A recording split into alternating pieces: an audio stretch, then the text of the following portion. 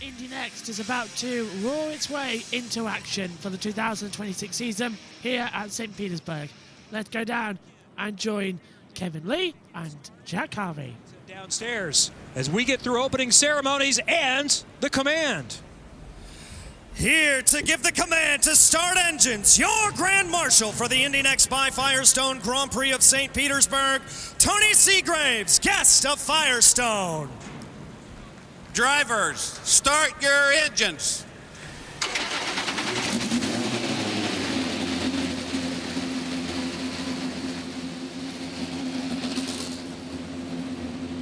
Music to our ears. What a day it's already been. The IndyCar warm-up is complete and it's time to go racing. Kevin Lee along with Jack Harvey and Connor Daly is our special guest in the booth here today. So let's talk about the beginning of a new season.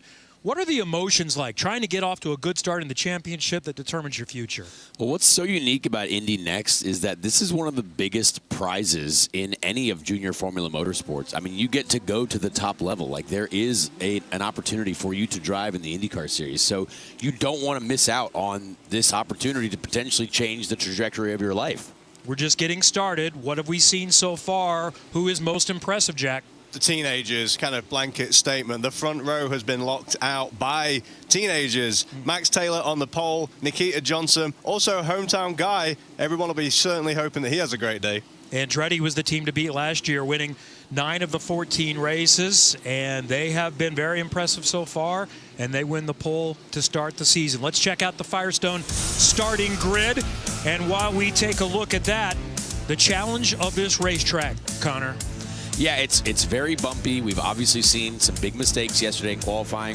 I'm going to be paying attention to Enzo Fittipaldi, obviously coming from the back. Didn't even get a lap in qualifying yesterday. I'm sure he'll be quick. You know, a lot of experience in Formula 2. So there's going to be a lot of stories to follow during this race. Let's head down to the pit lane and check in with Georgia Henneberry. You just saw the Firestone starting grid, and I'm looking at Nikita Johnson. He's starting second today. It's his first full-time season in INDYNXT. I just talked to him before he jumped in the car, and he said his first goal and first order of business is to get out front. After that, he's going to see if the race comes to him, and he's going to play it safe. But as we know here on the streets of St. Petersburg, it gets hairy into turn 1. So we'll see what he can make moves, and we'll see what he can do from the second starting spot. That's Nikita Johnson. All right, thank you, Georgia. Told that Niels Colin did not release off the pit lane to start, so one of the 4 Chip Ganassi racing cars and their highest starter, only in 15th, is hoping to get fired, and he's going to need to get released real soon to keep his starting position. Second time by. Next time by is when we will go green. Kevin, the excitement right now is at an absolute peak. Not just for the drivers, all the mechanics that put a lot of effort and time in the off-season. These team owners, the engineer, there's so many people who are excited for this new season is up and running. Not more than us. And Connor, so great to have you in the booth joining us. I appreciate you, Jack. We know how crazy this race can be into turn 1 as well. I mean, how many times have we seen, with as wide as this track is, people making massive moves, maybe getting a little bit too brave, but you got to be the smartest person coming out of there, but also maybe the most strategic. You've got rookies up at the front. Nikita Johnson, though, does have race starts. He raced 3 weekends last year, including in this event. But starting in 5th is Tomek Kaharczyk, 20-year-old. In fact, his birthday was on Friday, from Poland, starting in 5th for HMD. Mentioned Niels Colin didn't get fired, so he's run out of time. He is not going to make the starting grid. They may still get him going, but he is going to be well behind the pack. Yeah, but you got to get out of the way. It's so frustrating for these guys. I mean, it's the first race of the season. A lot of experienced mechanics, too, on that Ganassi team. I'm sure they'll get it sorted as soon as they can. They start to line up 2 by 2. You recognize the familiar Java House scheme on Nikita Johnson. That's Cape Motorsports, powered by ECR. They have a partnership. That's an Andretti car. The pink car, Susan G. Komen representation for Max Taylor, who has been quick all weekend. He is on the inside. Seb Murray and Lockie Hughes, both Andretti drivers on the second row. Hughes is the highest returner in the championship. Around this 14-turn course, lined up ready to go in 2026. It's green. INDYNXT by Firestone. Taylor gets the early jump. Johnson jumps in behind him, trying to draft him at the end of this airport, and will look to go wide into turn one, and Johnson sweeps around for the lead. That was a really strong move on the clean part of the track. Nikita Johnson, welcome to INDYNXT. I love to see that. I'm always a fan of going to the outside. If there's room there, you might as well use it, and that's what happens. You got good braking grip on that outside. And Johnson, the hometown teenager, has the early lead. He's won here in USF 2000, but this is the big time, and Jack Beaton has gone around, and we've got shrapnel on the opening lap. We also saw Miles Rowe. He threw a dive bomb into turn 4 as well, so plenty of action on this opening lap. Kaharchik, the rookie, has jumped up from 5th to 3rd. Great start for him back there in that orange and white car, right there, number 71. The grid has definitely made a few adjustments already. People are taking advantage of it. And we go caution. Jack Beaton had a crash in the first practice session, showed some pace in practice too. We will see how significant the damage is and if anyone else was collected. Here is a quick look. Beaton in the 45. Oh, and we saw someone else get airborne too. That's De Tullio in the number 14 car. We'll see if there's any damage there and if anyone else is collected. Caution in the season opener at St. Pete.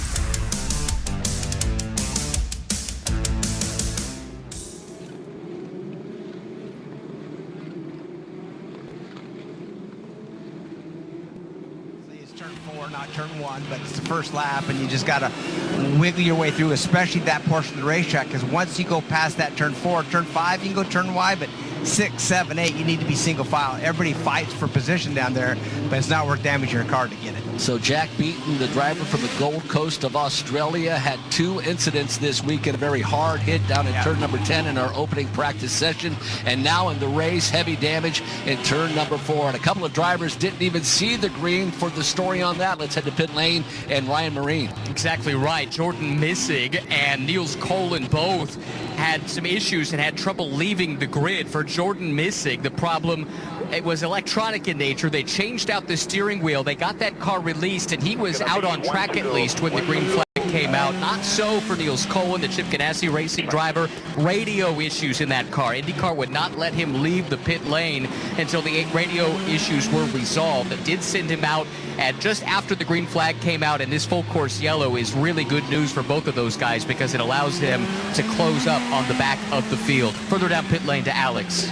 Ryan, one thing that was interesting for me is with these ever-evolving track conditions that we've had throughout the weekend for INDYNXT by Firestone, with about 90 seconds left until the command was given, pole sitter Max Taylor was making some adjustments, some last-second tweaks to the left front wing of that 28 car, so it'll be interesting to see what that does as this race progresses. Thank you, guys. Appreciate the updates on pit lane. So let's revisit that start, Davey. Obviously, Max Taylor been quick all weekend, went down low, but really Nikita Johnson did a masterful job not only getting enough momentum down into turn number 1, but made that pass easily. He actually followed, Taylor down the front straightaway. He just moved right to the bottom. I thought, okay, he's just going to follow him down, going to stay low, make everybody else go around. But he had such a good run on that draft.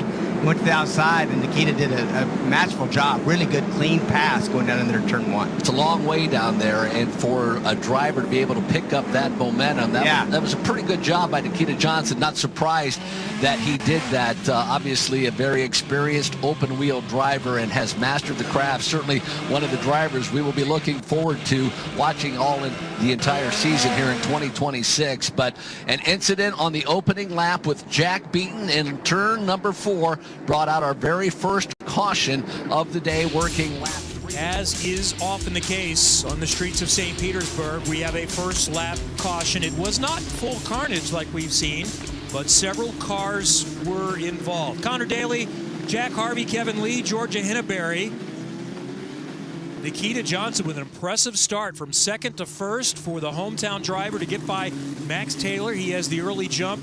Jack Beaton was one of those involved. We'll sort out who else might have damage and issues in the opening going, but we go again, and it's a good start for Johnson. Taylor drafting behind him, then Kaharchik. Murray is going to take a peek to the inside. Hughes, Rowe, Pearson, Correa, De Tullio, and De Alba, the top 10. Miles Rowe trying to squeak around Josh Pearson.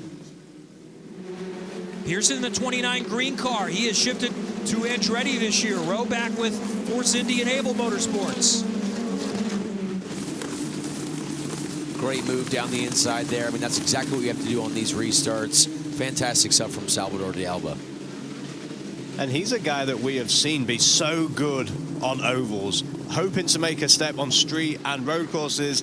And you got to say, out of the box early, people are still building confidence. He is getting it done in turn 4. Not only do we have contact in the opening lap, but there are other issues. Georgia, tell us more. Well, there were 2 cars on pit lane before the race even started. That was Jordan Missig, and he needed a new steering wheel, had an electrical issue there, and they had to change it out. And then there was Niels Colin also on pit lane. Jordan Missig made it out on time, by the way. Niels Colin did not. He did not have a working radio. They had to swap that out, but per IndyCar, he could not make it out without communication, which we know is so important here at INDYNXT.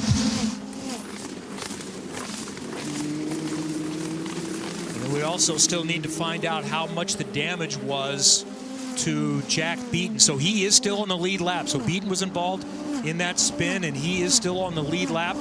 And we saw others that were a bit collected in that, but I think everyone is still out on track and fighting for this. And one other thing, Kevin, about this year, push to pass, it has been changed. It is only 50 seconds available for these drivers. That is a way more of a premium than what we've ever seen in this series. So my question for you, Connor, you're Max Taylor, you got jumped at the start, that's fine.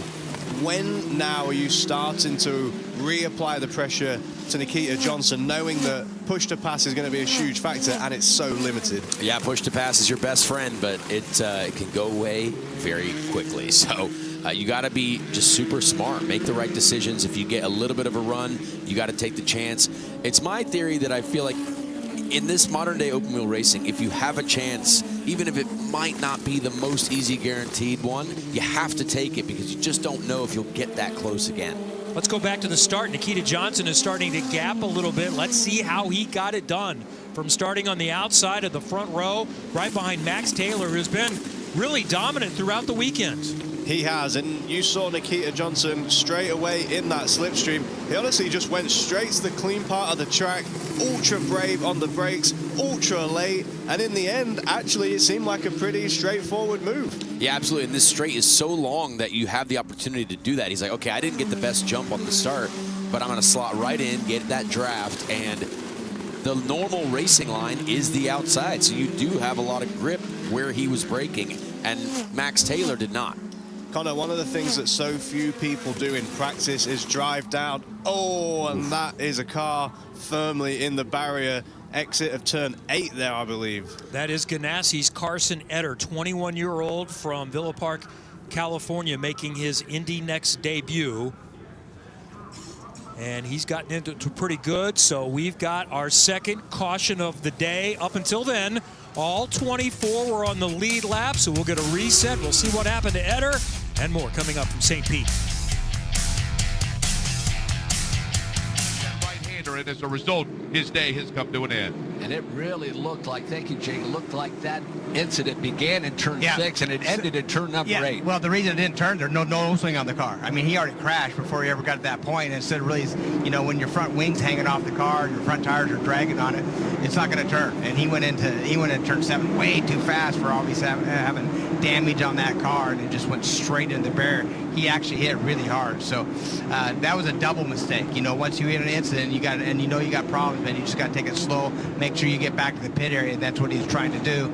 But boy, he didn't take the speed off to do that. The Willow Park, California native driving for Chip Ganassi Racing this year brings out our second caution of the morning on lap number 6. And David, we saw him make that impact into turn number 8. It actually lifted that car off the ground. Oh yeah, no, heavy. It was a big hit. It was definitely a big hit. And like I say, I haven't seen a replay yet to see the first hit, the first damage of that car. So once we see that, maybe they give us a little bit of indication. But boy, what a tough day for Chip Ganassi Racing right off. Have one of them didn't even get out of the pit, you know, at the start of the race, and with Colin, and now this. So working lap number 7 of 45, our second caution of the afternoon. Nikita Johnson, Max Taylor, Timmy Kaharchik, Seb Murray, Lockie Hughes. They're your top 5 on the streets of St. Petersburg. You're listening to IndyCar Radio, powered by Only Bulls. This is INDYNXT by Firestone on IndyCar Radio, powered by Only Bulls. When it comes to digital investing, most people are still watching from the stands. They see the action and feel the momentum, but they haven't found their way onto the track. Only Bulls is your green flag to get in the race. It's the digital wallet and mobile app designed to help you stop watching and start building digital wealth. Opening your account is the moment you move from the sidelines into the race. Don't wait for opportunity to pass you by. Drop the green flag today. Download the Only Bulls app and open your account. It's time to get in the race.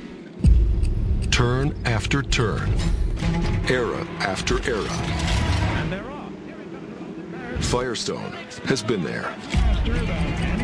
At the races that defined the sport, on the roads that brought us home, through the miles that made legends.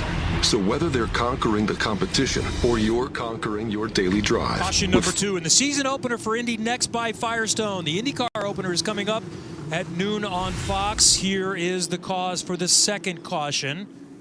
The 11, Carson Etter from Ganassi, with some damage. Did he get some help there from Jordan Missick in the 48s? It's so hard to tell, Kevin, from where we were. Initially, I thought maybe he did. On the second replay, I wasn't sure exactly what happened, but that was where he broke the front wing. And then you're watching him turn into 8. Front wing gets stuck under the front of the car. You end up making contact with a barrier. Yeah, he just became a passenger at that point, which is kind of sad. He probably could have made it back to the pits, and I'm not really sure whether, you know, he was side by side with another car, so you're trying to keep the car a little bit tighter than normal on release there. These cars do have a lot of power, so you might be able to get a little bit of wheel spin there, and it just seemed like either something small or some help from behind. But either way, unlucky with what happened in turn 8 with the front wing just sliding under the front tire. So we'll have to see what transpires from that. Let's go to Georgia now. And welcome to INDYNXT, Cusick Morgan. We're here with Billy Morgan, owner of Cusick Morgan. Welcome. First and foremost, I know it was a busy offseason for you, getting everything ready to make it to the grid here in St. Pete. Tell me about the process of coming to INDYNXT. Yeah, you know, it was a natural progression for us. You know, my partner and I, Don Cusick, we have been in the Indy 500 for the past 5 years, and we wanted to do something more involved with IndyCar. And, you know, INDYNXT is just natural for us, and we love the development series, not only of the driver, but for the staff, sponsors, everything that goes into it. We want to see this really lift. Did you have your eye on specific drivers before this all started? How did that come together? Yeah, so, you know, we leaned on Mike Marini from HMD a lot. You know, he's got a lot of experience here, and we're new at this. And so we told him we wanted someone with a brand, and we wanted someone with a, you know, a long-term plan. And so both JM and Nicholas are fantastic young men, and we could not be more proud to have them represent us. Not a new team to the sport, but to this grid specifically. So what are some goals as a first-year team?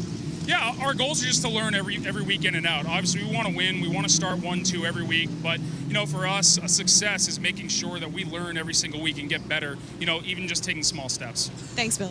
Thank you. New teams this year. AJ Foyt Racing is also back at this level in a partnership with HMD.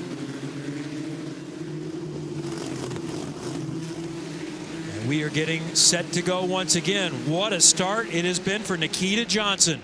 The hometown driver swept to the lead on the start. Max Taylor, though, we know he is quick. He has been fast throughout the weekend in that Andretti car. Great start for Kaharchik on debut. Time to go again from St. Pete as they draft down the runway into turn 1. Weaving, looking for an opportunity. Murray sweeps to the outside. Taylor is going to try to go the long way around. Side by side into 1. Johnson hangs on to the points. He used exactly what was used against him at the start, but honestly, clean racing from those guys. That was really smart. The IndyCar team owners will be paying attention to stuff like that. That's Murray in the 27, looking to go around the outside. Wisely backs out of it there. It's very bold to try and go around the outside of someone in turn 4. When everyone's bunched up, maybe you can make that work. It puts you on the inside for 5. But Connor, you already said it. This is some really respectful racing, and sometimes early in the season, that's when you can see people be a little boisterous, let their intentions be known. But so far, great driving. Yeah, absolutely. I mean, a lot of what comes out of this championship you see some craziness sometimes. Maybe some kids just learning some things. But a lot of these IndyCar team owners, when you get to the top, they don't want to see these cars put into the wall very often. They don't want to see a ton of contact, and it's important to show maturity as you grow and go through the ranks. Movers so far. Jack Beaton, who had that early spin, has still moved up 3 spots since the restart with the early contact. Alexander Carreba's moved up 4, as here we see Max Garcia getting after it with Salvador de Alba. Garcia wins that tussle. Do we call that a bump and run, or is that a NASCAR I was thing? literally just going to say that. I'm so glad you got to it first. A little bit of rubbing his racing this morning. Side by side further back. And that's the other Juncos Hollinger car. That's Ricardo Escoto, the green and white car, coming through the inside. Some really good side-by-side racing through a section that it's very difficult to go side-by-side, so kudos to these guys. You know who I'm a little surprised so far that hasn't made more obvious progress is Enzo Fittipaldi. I agree. Here's this move again, Garcia with some nice front to rear contact on De Alba. That was one of those moves where Garcia was committed, semi-committed, tried to back out, was already too late into the corner, and he got actually very lucky with that contact. That could have easily gone very wrong. And when you see that left front to right rear contact a lot, that'll sometimes send the car over, and it could be really bad. When you see someone, Connor, who only just pokes the nose of the car there, is that move really on? Like, is that okay? Like, Depends on what driver you talk to. Fair enough. Some drivers, you know, that's totally cool. Some drivers are like, nah, never. Johnson still out in front by a half a second so far on Taylor. Impressive start for Kaharchik. Murray and Hughes, 2 more Andretti drivers. Miles Rowe with a lot of experience in 6th. Same for Josh Pearson. J.M. Correa, Max Garcia, Salvador de Alba are the top 10 so far.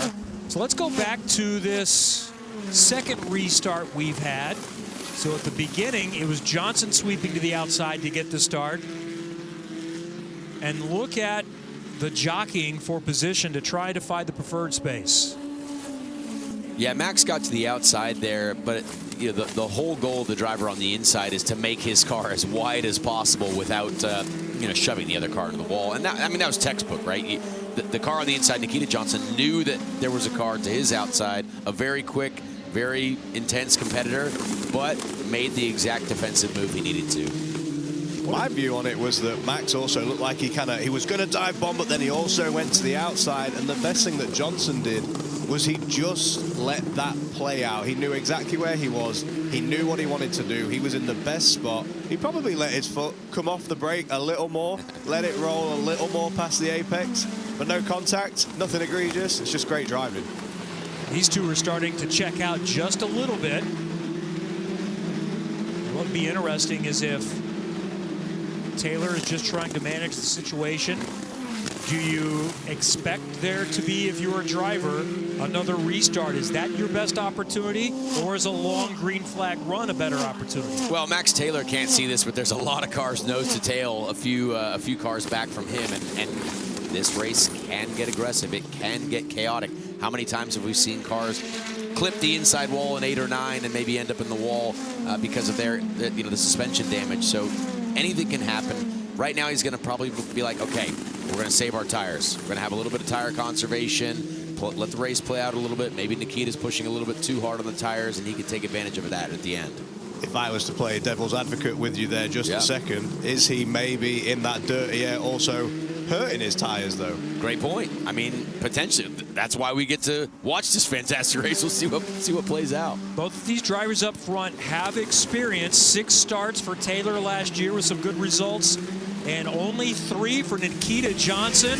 Both looking for their first INDYNXT win, and the fight is on in 2026 in INDYNXT. But it seems like they're going to have something at the end here as well.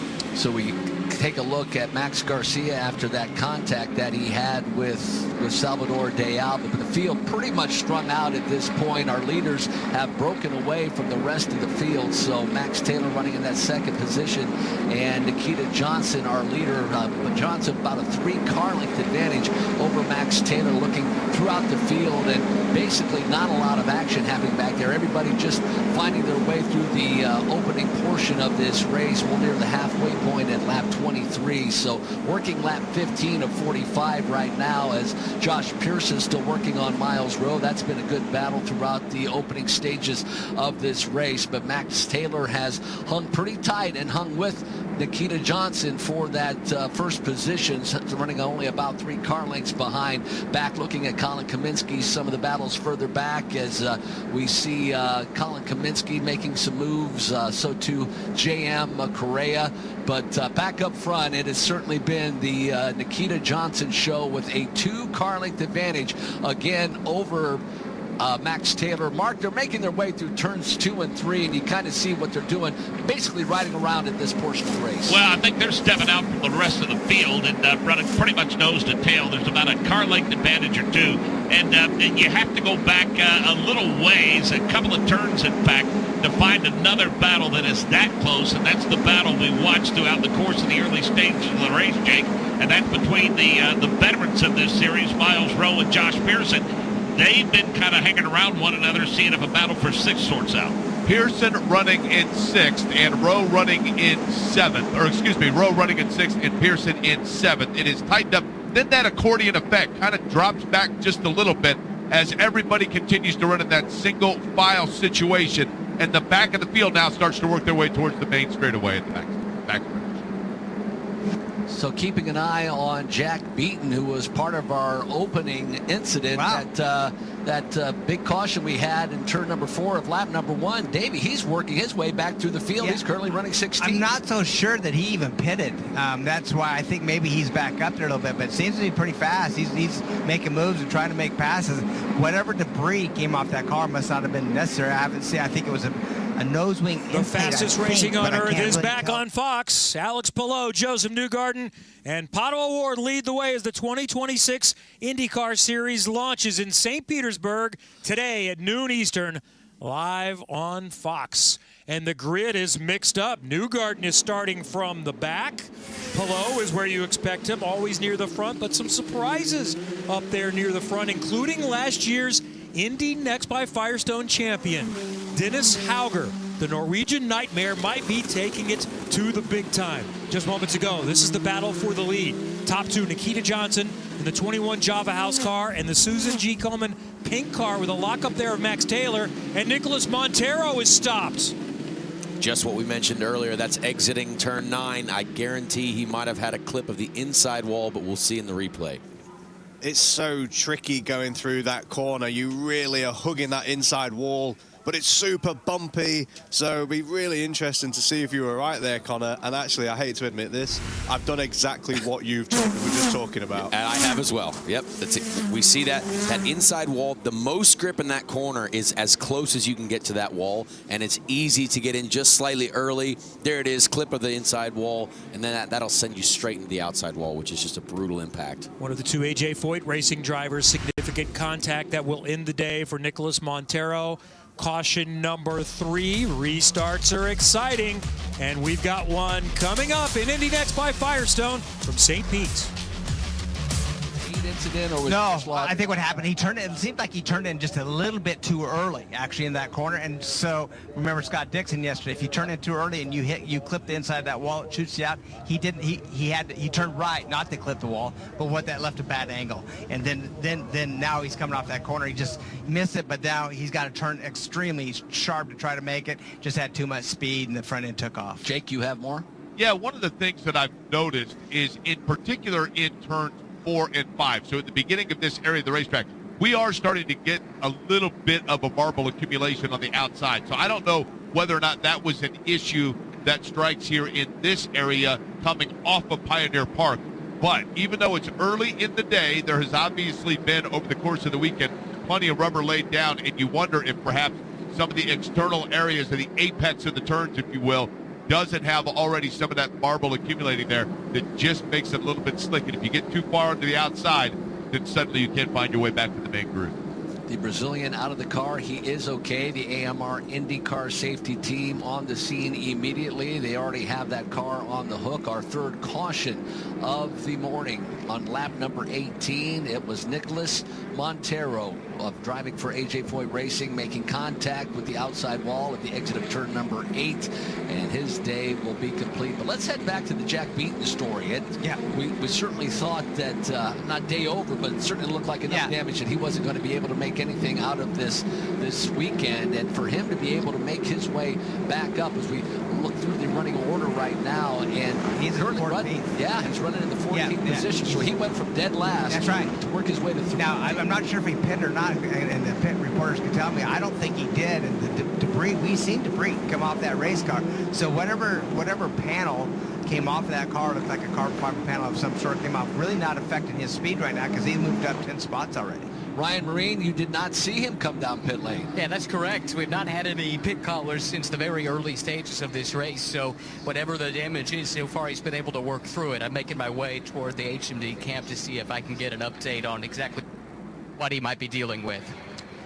Well, working lap 19 of 45, and it has been an exciting race thus far, but it has been dominated by Nikita Johnson once he was able to get the lead on the restart from that opening crash from Jack Beaton, and Nikita Johnson able to get around Max Taylor and has led from that point on and been able to check out a little bit to the point where Max Taylor was actually pushing, and we saw him locked up right before that incident happened. We saw Max Taylor locking him up down in turn number 10. That's not good. We see locking tires up like that, chasing the guy. That means that he's giving it all he has to try to beat Johnson. Back down to pit lane, and Ryan Marine just got quick confirmation. Welcome back to the INDYNXT by Firestone Grand Prix of St. Petersburg. Under caution as we near the midpoint. Kevin Lee, Jack Harvey, joined by Connor Daly, former race winner at the Long Beach Grand Prix in this series. And still active IndyCar driver. Are you ready to make any announcement? I keep hearing we should expect to see you in the Indianapolis 500. What is the plan? Great question, Kevin. Stay tuned. It's not about me. It's about these fantastic young pilots here. All right, good answer. So no news forthcoming. We know Jack Harvey is entered in the Indianapolis 500 again with Dreyer and Ryan Bolden in best. Well, yeah, thank you, Kevin. Actually, I was going to say, my very first Indy, it was Indy Lights at the time. It was actually INDYNXT. Me and Connor were teammates in Europe. We flew all the way to Houston to watch you race, and that weekend you also on the podium. You remember that? That was great times in our life. The year of 2013 was quite an interesting one. Jack and I have been teammates before. Could be teammates again in life. Who knows? Who knows? I had to replace him once too. Yeah, we don't talk about that, Connor, anymore. Okay, we bypass that.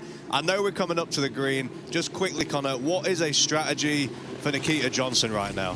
Well, me personally, I think you want to go as early as you can in this restart zone, right? You want to get the best run out of that last corner. It's super important to try to get a gap.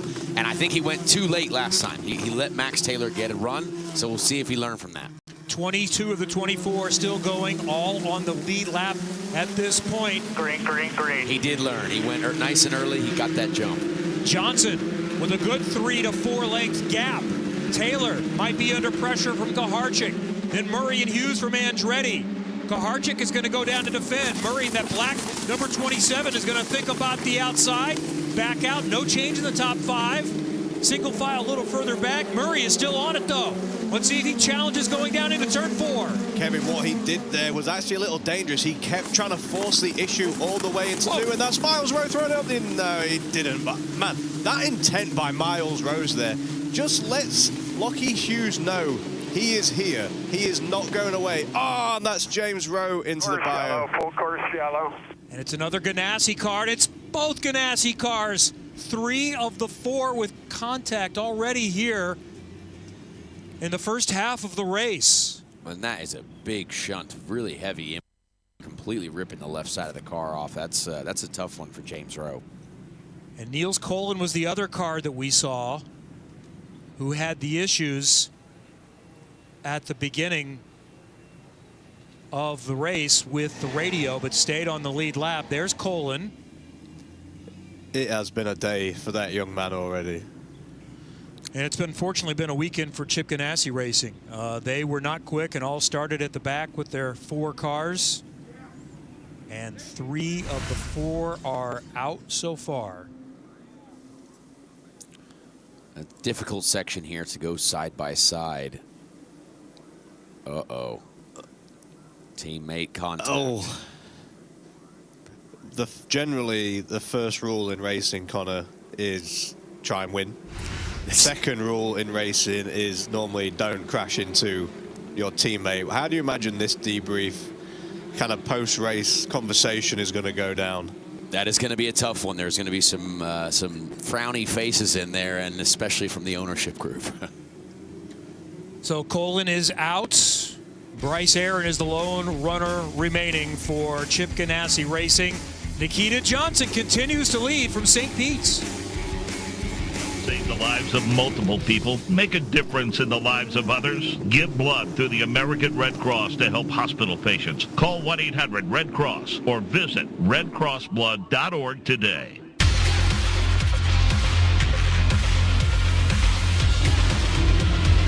Back to the streets of St. Petersburg, INDYNXT by Firestone. You're listening to IndyCar Radio, powered by Only Bulls, the Grand Prix of St. Petersburg, and our 4th caution of the race. And this time, Davey Hamilton, 2 teammates involved. Yeah, both those teammates probably need to go to the trailer and have Chip and the group have a little chat with them. You don't want to have any kind of incidents, no matter what, with anybody, because you want to finish races. But that was 2 teammates that, they hit once, they hit twice, and they finally hit a 3rd time down through turns 2 and 3 until it broke some suspension on one of them, and then it shipped the other one to the wall. Never good. I know they're having a bit of they're having some issues this weekend out of the Ganassi crew. They just haven't had the speed, but the last thing you want is your own teammates running into each other. So behind the scene, that's where, some driver coaching come into play. Just kind of look at the big picture. Let's head down to pit lane and Alex Wolf. Chance to catch up with team manager for Andretti Global, Don Lambert. Well, it's been quite the herky-jerky start to this race, but for the Andretti Global team, how are things looking right now? I think right now we're looking pretty good. They haven't said much on the radio, so I think they've been pretty busy right now. So, yeah, we're all right. As 2026 gets underway, a very experienced team of drivers that you have right now with the little bit of testing you've been able to have in this first race weekend. How's everything been coming together? Yeah, it's been strong since the Chris Griffith test. Everybody's working well together, and they have been strong. So we've done a lot of work over the winter, and we want to repeat. Appreciate your time. Good luck today. Thank you. Thank you, Alex. We'll do a quick full field rundown. Nikita Johnson is your leader. Max Taylor, Timmy Kaharchik, then Seb Murray, Lockie Hughes, your top 5. Miles Rowe, Josh Pearson, J.M. Correa, Max Garcia, Salvador de Alba are your top 10. Alessandro De Tullio, Jack Beaton, after that incident in turn number 1 of the opening lap, has made his way up to the 12th position. Ricardo Escoto runs 13th. Colin Kaminsky and Nicholas Stotti are starting to pile up in the season opener here in the streets of St. Petersburg. This is INDYNXT by Firestone, the top step of the ladder to get to IndyCar. Drivers that could be there as soon as next season. We are going to hit the halfway point here in just a moment. Nikita Johnson has led the entire way. He started second, swept to the outside at the beginning to get by Max Taylor. They have been fighting 1-2 all along. This 4th caution moments ago between 2 Chip Ganassi Racing cars fighting for the same piece of real estate, James Rowe and Niels Colin. Also of note, back in the back, Enzo Fittipaldi has been quick this weekend. He's the grandson of Emerson Fittipaldi. He's won twice in FIA F2, so the credentials are there. But he had a crash yesterday in qualifying, so you come back, car's not always exactly to your liking, and he has not had pace here so far. He definitely hasn't made the progress that I think we all would have expected him to, bouncing back after that incident in qualifying. I know he's a rookie. Racing in St. Pete is new for him. Racing in INDYNXT is new for him. But this guy has so much experience. So just wondering at this point, like maybe something is still wrong or something is amiss, because on a normal day and a normal weekend, we would have expected to have seen him make a little more progress. And look, racing is hard. Like, of course. they might have made a change that say that was going to be, hey, this is a gamble. This might either make our day or break our day. And sometimes that just happens. It's like, hey, you know what? The car's not agreeing with him. The car's not giving him what he wants.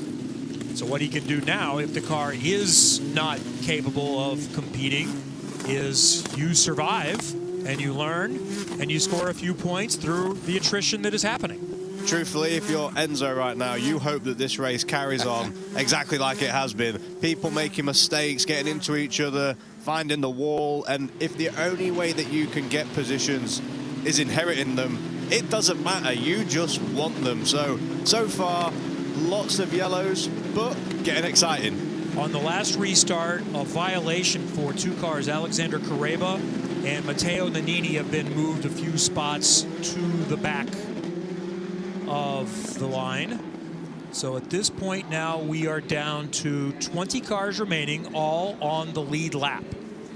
As we mentioned for Fittipaldi, one of the most important things that drivers can say and teams can say is, well, we had a good points day. If you're having a rough day, that's one way to make yourself feel a little bit better. And so maybe he is going to inherit some positions and have a solid points day. Here's a list of newcomers. Nikita Johnson does qualify as a rookie because he only did 3 races in 2025, but he does have experience, including on this track. He's won here in the lower levels in USF 2000, and he lives about 15 minutes from here, so he's got a nice commute. And you got to imagine he probably spends a lot of time hanging out in this area. So where we come, we see the track when it's all built up and things like that. And actually only one other time have I been in St. Pete. And when you walk around this area, it's pretty unrecognizable. For him, this is home. And you just always love to see that hometown hero having a great day. And Connor, I got to say, I think you've got a direct radio to him, because you said, here's what I would do at the restart. He absolutely did it, and it was the least under pressure he had going into turn 1. Yeah, absolutely. And shout out St. Pete, too. I mean, the hometown kid here at St. Pete, love this city, love this race. He's doing a great job here. Only 17 years old, raced in 4 different championships on 3 continents last season. He has a lot of experience, if only 3 races in this series. Can Nikita Johnson win on debut as a full-time driver? He's got Max Taylor, who's been super impressive in preseason testing, fast throughout the weekend, won the pole in that pink Susan G. Komen car right behind him from Andretti. It's JBMotorsports leading the way against Andretti, HMD in 3rd. Let's go again from St. Pete. Johnson has another good restart. I thought he had just waited a little too long, but he got awesome drive there. Seb Murray just covering Lockie Hughes, maybe going to try and roll the outside into turn 2 there. Not quite. Side by side, we saw a little further back. They were all sorted out, no change up at the front. There's a peek to the inside, and move made by Salvador De Alba. He gets it on Max Garcia. We saw that from him earlier as well. He is brave, and he is able to make that move. De Alba has finished 5th in this championship the last 2 years. He has a lot of experience. He's in a new location this year. He's moved from the Andretti program over to HMD. It looked like he got a great exit out of 9. He might be still pushing into turn 10 here.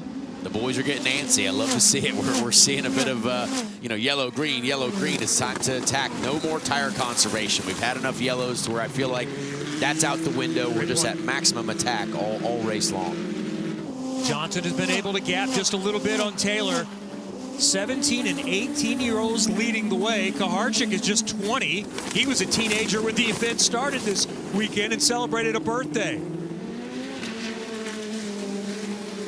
Murray is also a teenager at 19, running in 4th. And Lockie Hughes is the savvy veteran. The 23-year-old from the Gold Coast in Australia finished 3rd in the championship last year.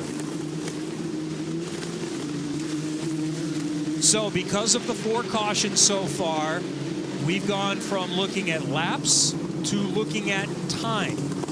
So we'll have to do the math to see if there is any chance to get to 45, but these races always have a maximum time limit, so we'll watch for the clock and see how much time we have remaining, and we should get that information here shortly. you have to also admit now that probably for Nikita Johnson, that favors him. He's done a great job. He's led every lap so far. That time element now, all he has to do, stay composed, keep managing the push to pass, which actually, of the 50 seconds that he has available, he's used 1 second. He seems very comfortable out front. Well, that's exactly what I was going to mention, Jack, is let's get on that push to pass button. Let's get that extra horsepower. Let's get aggressive. There's not much time left, around 15 minutes, I believe Kevin mentioned. It's time to go. So about the top of the hour is when we're looking at this one is going to finish maybe a minute or so after the top of the hour. And the one thing, you know, a timed race in an IndyCar race or anything where you're involving pit stops and tire rules, that's a little bit more difficult to adjust to. But Connor, in a sprint race, you're always going. Yeah, absolutely. And after this many cautions, too, I mean, this is just an attack session. I mean, this is just go, go, go. And actually, as a driver, that's kind of fun. I mean, it does make it difficult. There is, you know, no question marks now. It's like, hey, this is all or nothing, maximum attack. Get to the front if you can, and that's it. And 55 minutes is always in the rule book. That's the plan, so that there's not just an arbitrary... We're under 15 minutes, under 15 minutes. There you go. It's not just an arbitrary time. This is determined before the race, and the teams are all aware of it. So that's the time remaining for Max Taylor, who has stayed within a half a second, 3/4 of a second back of Johnson throughout this race, and they once again have gapped the rest of the field just a little bit. Let's see what's going on with Jack Beaton and Max Garcia. That's Garcia in the white car making contact. Beaton on the inside in the dark blue, number 45, and Beaton gets the better of that tussle. Feeding him a fender there at the apex. Feeding him a fender. Are you still in NASCAR mode over here? You were spotting yesterday. I think this move to me is more fair than what we saw earlier on. He knew where Beaton was going. It's just good driving again. You see Garcia, he reacts first. He's allowed to do that. He's probably thinking, I really want this guy to probably lock up, go straight. He's on the dirty part. He still makes the corner. Yep, all the car on the inside has to do is take away the line from the car on the outside. He did that, a little bit of contact. I mean, we see that all the time in IndyCar now. We're in the beating and banging era of IndyCar, so it's what they learn from the top. So Beaton is beating and banging. Yep, there you go. Nice. And he remember, he fell to the back after that early spin with some contact, dropped all the way to 24th, and has fought his way back up into contention inside the top 10. By the way, that is under review by race control. We'll take a look and see if there was anything untoward. My hope is that they don't do anything about that. I think that's just really good, fair racing. You know when the guy's on the inside, so at some point you've got to give them room, and if you keep squeezing, inevitably that's going to happen. Going back to this battle at the front, Max Taylor is just stalking. I feel like this is the closest we've seen him in the last few laps. I'm going to ask you, Connor, you're going to come out of one of these corners, you're going to, you know, get on the push to pass. What 2 corners, maybe 3 corners are you targeting to try and get this move done? Well, that final corner, turn 13, that is the ideal one, right? You're going to have this long straight. You're going to try to put that run together. However, it's a very long corner, and so to stay tucked up underneath a car in this aerodynamics era, right? These cars are very reliant on those wings, and it is difficult to stay super locked in unless the leader is struggling, and obviously Nikita Johnson has not been struggling here. So where else are you going to go? All right, maybe turn 9. Maybe you can find Nikita Johnson napping a little bit and a little bit slower in turn 9, and we're going to get that run through the flat kink in 10 into 11. Those, I would say, are your best opportunities. Both of these drivers are still in high school. Oh, here locally for the leader Johnson, and in Hoboken, New Jersey. He's from Connecticut, but that's where Max Taylor goes to school at this point. That would be cool to be in high school and racing in INDYNXT, I think. I mean, I did that, but... you did that? That was a long time ago now. Unfortunately, 4 are already out. Let's hear from one of them with Georgia. It started on pit lane with a radio issue and now back here at the Indy Medical Unit, but he is out. Niels Colin, what did you see from your vantage point in the incident with your teammate, James Rowe?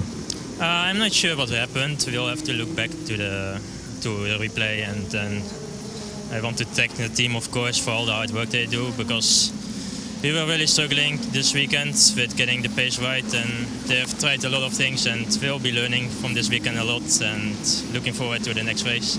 On to the next one. Thank you. Yeah, thank you, guys.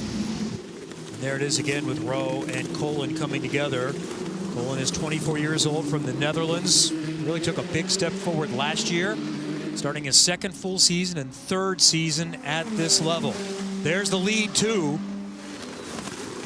Now 2.5 seconds in front of the next pack. Very impressed with what I've seen from third place running Tomek Kaharchik, who we knew had credentials. He won the Euro Formula O Championship last year, so that's a little bit of a step up, but you know, Jack, he can get it done. Well, he's coming in with champion qualities. He's already shown he can do it, so making that step, racing in Europe, coming over to America is a big one, but you just already know that all those ingredients that make a great driver, he has. This is still about learning. I managed to catch up with his engineer, Tim Neff, who was also my engineer back when I was doing INDYNXT, and he said this kid has a lot of raw talent, and probably this weekend already is maybe going even better than what they hoped it might. Well, you called him old Timmy Kachow yesterday, right? Is that what we're calling him? I love that. A Timmy Kachow podium to start off the INDYNXT season would be awesome. And one other little tidbit we got yesterday, you know his biggest fear? Tell me. Butter. I don't understand that at all, but I guess it can be high in calories. I don't know. We will dig into that for round 2 coming up at Arlington. That's one of the many highlights of this year's INDYNXT and IndyCar schedule is around the Dallas Cowboys and Texas Rangers Stadium coming up. And what a start to the season. IndyCar is in Phoenix next weekend, combining with NASCAR. IndyCar is on Saturday. The Cup Series races on Sunday. We had the Truck Series here yesterday for the first time in a Wildwood with our buddy Hinch and Dario Franchitti, a part of the proceedings. Connor Daly up on the spotter stand. Your son, Kevin, your son was racing, Jackson. Had never driven a stock car before. Practice was rained out, so he learned through the first stage, drove it up to 18th, where he was officially christened as a NASCAR driver when someone dumped him in the final corner. Well, yeah, I was going to say. Welcome to the show. Punch you from behind, but it was a good day and it was a fun learning experience. So Max Taylor just turned the fastest lap of the race. Does he have anything for Nikita Johnson? He continues to have more overtake, more push to pass than Nikita Johnson. So Nikita is clearly using that in defense, and that is something that you can do, obviously, with this push to pass. But will he have enough with 8 minutes to go to defend from that Max Taylor pass? It seems like when we get through turn 3, entry of 4, all the way around back to this point, I actually think it's advantage Max Taylor. But Johnson is getting so good at exit. Like what he's getting communicated, basically just keep doing that. But Nikita Johnson does seem a little bit better off of that final corner. Yeah, absolutely. And the radio message that he's getting, focus on exits, that is exactly the right information to be delivering, because it's so easy to try to brake later than the car in front of you, to get that little close in in the brake zone, but you have to be patient. You have to focus on the exit. It's all about developing a run. Was that a little slide there by Taylor? Yeah. And when I see it being little, that means it was quite big, yes? Well, on the street courses, yeah, you don't have much room to drift these suckers. It's a tough place to stay within the walls.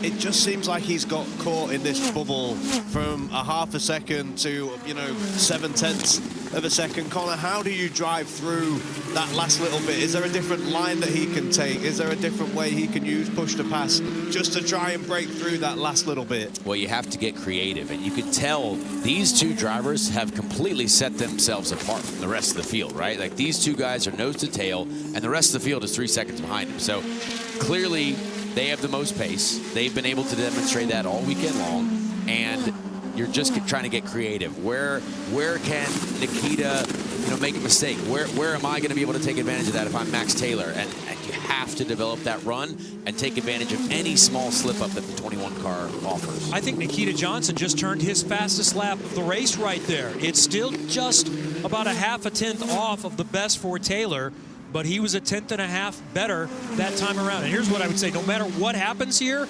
this is a massively impressive weekend for both of these young drivers. We came into this season talking about Lockie Hughes, Miles Rowe, Salvador De Alba, Josh Pearson, 3, 4, 5, 6 in the championship with the experience. And these two kids have come out and said, nope, we're here, we're ready. I think that's so awesome to see. I hate to say it, Nikita Johnson, probably the biggest surprise for me. We know he's good in St. Pete. We know he's from this area. I don't know if I had him down as being a podium contender. This new partnership with ECR, maybe there's going to be a little bit of learning that needs to be done in that entire program. And he came out in qualifying and got it done. He came into the race, the first opportunity he had, lap 1, turn 1, he got it done. And he has managed this really well. And the other guy I just want to mention right now, I feel like he's kind of tucked up, got a lot more pace than probably what he's able to show, is Seb Murray. Yeah. I mean, he also turned one of his fastest laps of the race on the previous lap. You just kind of feel that as this season plays out and evolves, there's going to be a lot of players this year. Do you remember, Jack, when we talked to Nikita Johnson here last year, and he did no testing, and a deal came together late, and they decided to do this race. And he had won here before in US F2000, and he had a great Pro 2000 season. And we said, what's your expectation? It's, well, win. I think I can win. And we thought that was a bit ambitious. Well, and it turns out he did struggle in pace. He qualified 18th, survived and finished 11th. But he got through those opening moments, and here he is with a chance to do it in his 4th INDYNXT race. There's definitely something about a driver's confidence that just has to be unwavering, even if everything else doesn't maybe make sense, or we're looking at it going, are you sure about that? He really believed it, and honestly, what validation to come into this weekend. There's still 4 minutes left of this race. We'll see how it unfolds, but this has been an excellent one for him. And the importance of winning in these championships is paramount, because the champion is really the one that gets the best opportunity, unless you have a massive amount of funding behind you, right? Winning is so important. And you've seen the winners. Dennis Hauger, look what he's starting 3rd in the IndyCar race this weekend. I mean, it's so important to be a winner in this series. It's so important to start strong, and Nikita's done a great job so far. And for a lot of these drivers who are still battling to maybe find funding, maybe not everyone is locked in for the season. Imagine if you can go back to all your partners and say, hey, we can be a championship contender because we won the season opener. Well, winning helps keep the dream alive, and there's always someone, it seems like in this sport, that if you're winning, they're willing to make that help happen. They're willing to make that contribution to keeping the dream alive. And how about Cape Motorsports? On their own this season, they had the partnership with Andretti when they moved up to this level in 2023 and started to get their feet under them. When I talked with Dominic Cape on Thursday, he said, no, we really feel like we were ready to go out on our own. They have a partnership with ECR. I would say that's more commercial at this point. They are getting some help, and I'm sure there will be some benefit from ECR. But this is Dominic and Reggie Cape. They're the engineers. Nicholas is the mechanic. This team was the Team Penske or Ganassi of the lower level of USF 2000, where they won, I know, more than a dozen championships, 14 championships at that level. And what a day this is going to be for the Cape brothers. And people so often talk about what it means for the driver. Think about what this means for a team, for the future of that team. They took a huge risk making that change, going at it on their own. We know they're a fantastic race team. We've seen it in multiple categories. But imagine the confidence it does for this race team as well. And probably an element that at this level sometimes gets a little forgotten. I mean, even I wanted to drive for the Capes when I was a young driver coming through the ranks. So this is a great group of people. They're so smart. They've been in this sport so long, and it's great to see them out front. Saw a little bit of front wing damage there for Jordan Missig just a moment ago, running in 14th for Able Motorsports. We're down to a couple of laps to go because of 4 cautions. This became a 55-minute timed race. Don't forget, IndyCar is coming up on Fox at noon. Marcus Ericsson starting 2nd, and on the pole, Scott McLaughlin today. I've been monitoring this push to pass right now. 2 to go. The driver's still getting that radio communication from the team telling them how many laps to go. 2 right now. They haven't abused the push to pass like I thought they might. They have managed this really well, and considering right now the podium is being covered by 2 rookies and an 18-year-old as well, Connor, they don't look like it. They look like they have done so many races. They have all managed everything within their disposal so well today. These guys at the front are setting the tone. This has been a mature drive from both of them. They've both displayed, I think, characteristics of a champion, right? Maybe Max Taylor isn't going to win this one, so he's not going to make many dumb mistakes. Nikita Johnson learned from his second restart where he didn't quite get the best jump and then nailed all the rest of the restarts. So this has been a really good display today. And we're going to see the white flag this time by. Nikita Johnson continues to grow the gap. It's up to about a second with 1.8 miles remaining. Flag is out. All the drivers just getting that communication. This is it, final lap. But Kevin, my question for you, in IndyCar, we talk about teams that are good on street circuits. Do you think this pace may translate when we get to Arlington? Because a couple of street circuits early in the season could be really huge for a couple of these teams. I'd feel pretty good about that. I feel pretty good. And the ability to adjust and adapt. Who has the smartest engineering group? Who has the driver that can learn things the quickest when it's new for everyone? That's what we'll see coming up in 2 weeks in round 2 of 17. The championship has expanded. The field of drivers has expanded. The most we've seen since 2009. And it's a couple of kids that are leading the way. Max Taylor has had an incredibly impressive weekend. The 18-year-old entering his first full season has been quick and is going to have a podium this season. But it's Nikita Johnson, who grew up and lives 15 minutes away. It's a hometown win for Nikita Johnson, and Cape Motorsports, powered by ECR, wins the 2026 INDYNXT opener. The Java House coffee wagon gets us all jacked up on caffeine this morning. There are the Cape brothers right there. And this is the same group that was winning championships 2 levels below at USF 2000. They all moved up together. And now, in year 4, they have won at the top step of the IndyCar ladder. Seeing 2 rookies on the podium also, I think, should give us all the warm and fuzzies. The future of IndyCar racing is also going to be in great hands. The youth is here. Sweet like Splenda. Nikita Johnson will turn 18 the day of the 110th Indianapolis 500. He's hoping someday he's in that race on his birthday. And the way things are starting, he might have a chance to do it as a 19-year-old in 2027. The early championship leader with 16 rounds still to go. But what a statement for Johnson. Taylor as well should be awfully proud. And on debut in America, Tomek Kaharchik, Timmy Kachow, comes home with a podium.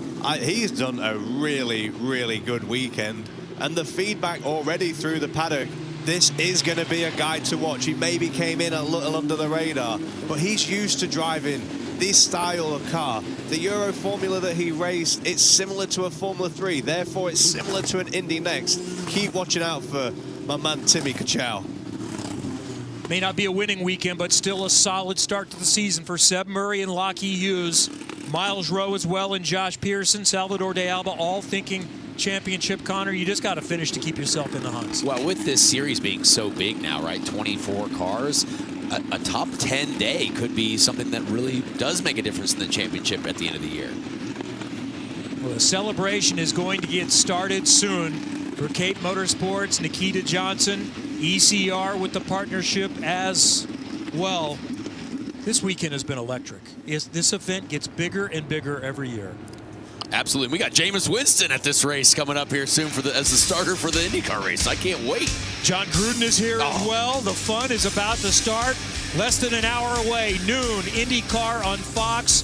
12:22, if you want to be precise, is the scheduled green flag time. We'll have it all for you here today for the IndyCar season opener from the streets of St. Pete. For Georgia Henneberry, Jack Harvey, Connor Daly, I'm Kevin Lee. Congratulations, Nikita Johnson and Cape Motorsports have won the opener in INDYNXT by Firestone.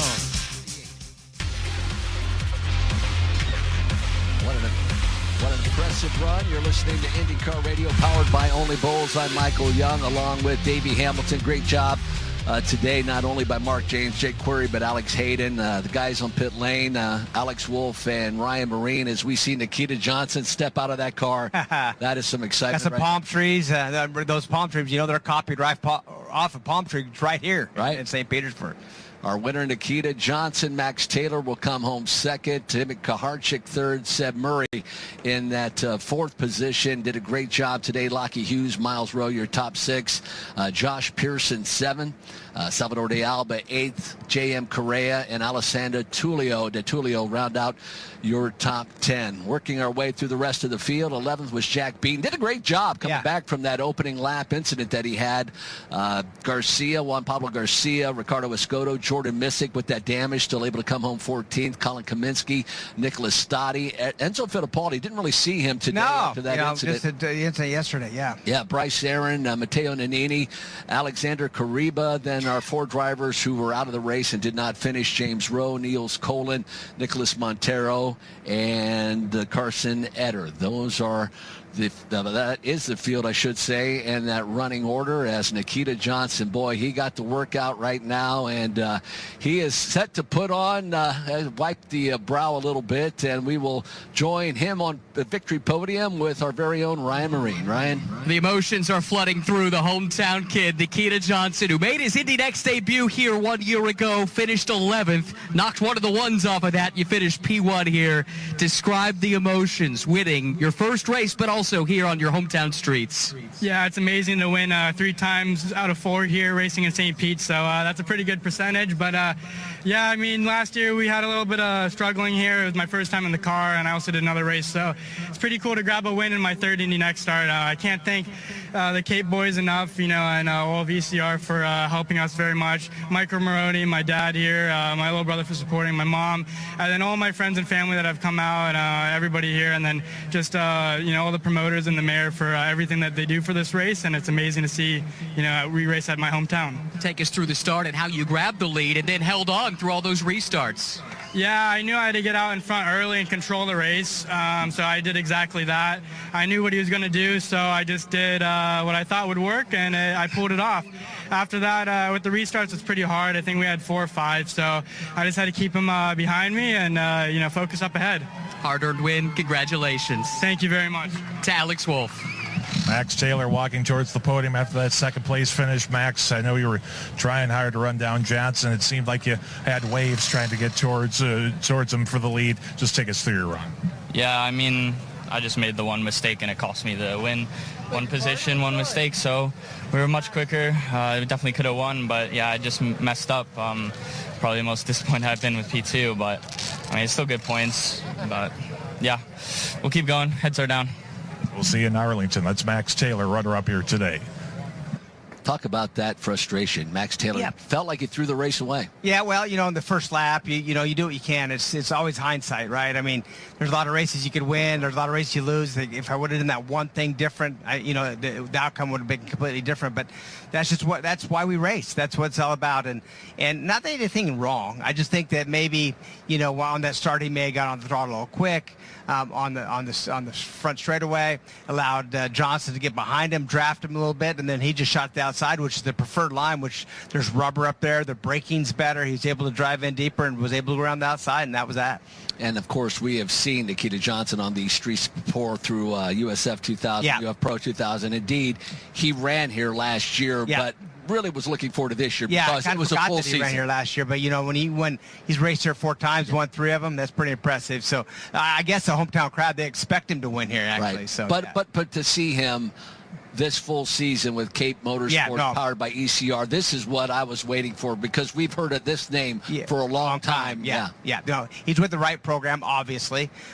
He's, it's what a way to start the season off, and we'll just have to see what happens for the rest of the year, but what a great start, what a great run for that team. Great start to the season. And it was an exciting race. I was hoping to see a little more action back in the field. I don't know if that was just first race blues, if it was a track, just cars being so equal. I'm not sure what that is, but looking forward to going to Arlington to see how these guys all run that new track in Texas. We'll take a couple of weeks off and indeed be back in Arlington for the inaugural race around the stadiums. It's going to be a lot of fun in Texas, and that's when we'll next see these drivers in INDYNXT by Firestone. Firestone. It indeed was Timmy Kaharchik in third. Max Taylor came home second. Your winner today in INDYNXT by Firestone, hometown boy, Nikita Johnson. INDYNXT by Firestone on the streets of St.